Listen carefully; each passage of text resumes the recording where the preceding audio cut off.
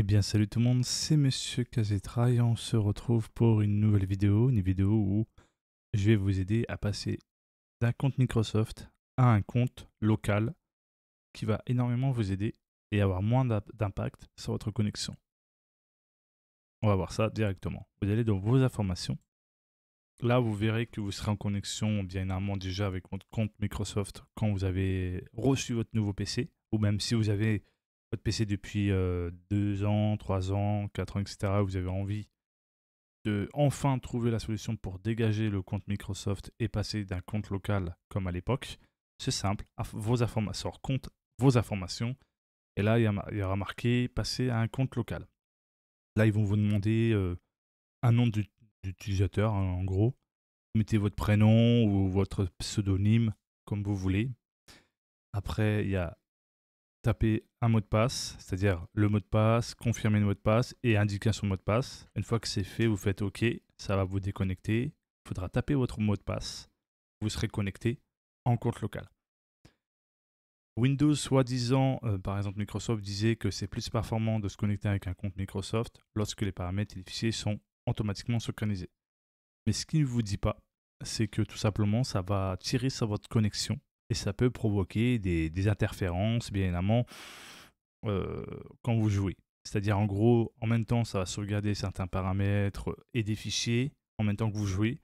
Vous allez avoir des variations de ping, etc., sans aucune raison. Après, ça dépend aussi de votre région, hein. C'est pas forcément que de, par exemple, du truc contre Microsoft. Si vous avez une connexion, mais extrêmement horrible et pas stable, forcément, vous allez avoir des gros pings. Ça, faut pas oublier aussi. Une fois que vous êtes passé directement à un compte local, vous êtes tranquille, vous aurez moins de choses qui impactera votre connexion et plein de choses aussi derrière. Après, on peut aller directement dans Système, dans Information Système et Paramètres avancés. Bon, déjà, on sait que dans mes premières vidéos, je vous ai montré Performance. Après, si vous avez tout décoché, ça va vous faire un petit effet un peu dégueulasse, ça c'est normal. Après, vous pouvez recocher quelques trucs qui peuvent être importants. Moi, j'ai coché quelques trucs qui impactent pas réellement sur mes perfs, mais ça rend un petit peu joli sans pour autant activer tout et avoir des problèmes. Moi, j'ai laissé plein de trucs désactivés, les trucs animés, tout ça, ça bouffe. Après, j'ai juste laissé afficher les miniatures, afficher les contenus de fenêtres, afficher le rectangle de sélection de façon translucide, afficher les ombres sous les fenêtres et lisser les polices d'écran. Bon, après, j'ai fait un test et ça ne me gêne en rien en quelque soit. Après, vous pouvez laisser tout désactiver selon votre convenance. Moi, je vais aller sur Avancé.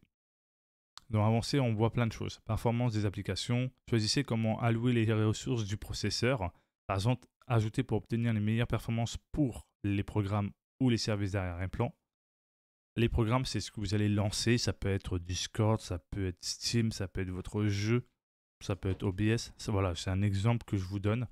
Donc le mieux, c'est marquer les programmes, c'est-à-dire les cocher et appliquer. Et après, on va aller dans mémoire virtuelle. En gros, c'est un fichier d'échange de zones de disque dur que Windows utilise comme si ça laissait de mémoire vive RAM. En gros, ce que ça permet, tout simplement, si vous n'avez pas assez de RAM sur votre ordinateur, par exemple, vous n'avez que 8 Go en termes de mémoire vive, et ben la mémoire virtuelle va être faite pour soulager le manque qu'il y a sur votre ordinateur en termes de RAM.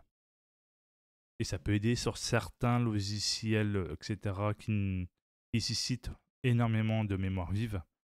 Voilà. Après, si vous avez 16 Go ou 32, en vrai, on peut aller dans mémoire virtuelle et le désactiver. Après, vous faites gestion automatique du fichier d'échange pour les lecteurs, on le désactive. Après, on est ici. Vous avez déjà coché, c'est déjà coché en taille géré par le système.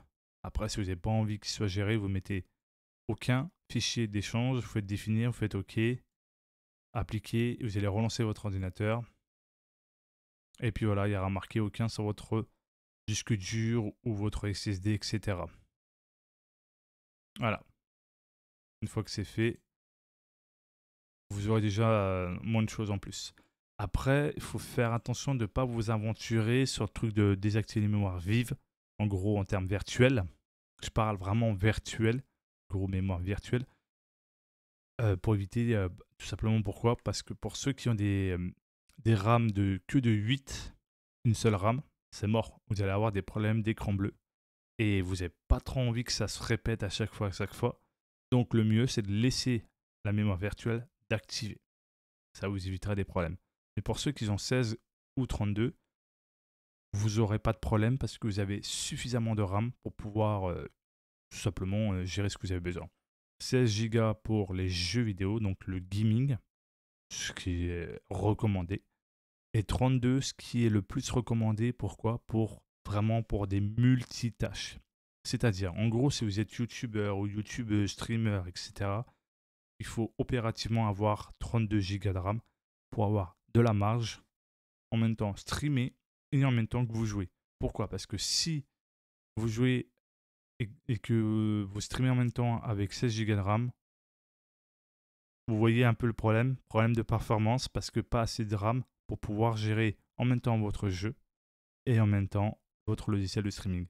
Mais si vous avez 32, eh ben vous avez largement de marge pour pouvoir à la fois jouer et streamer ou filmer.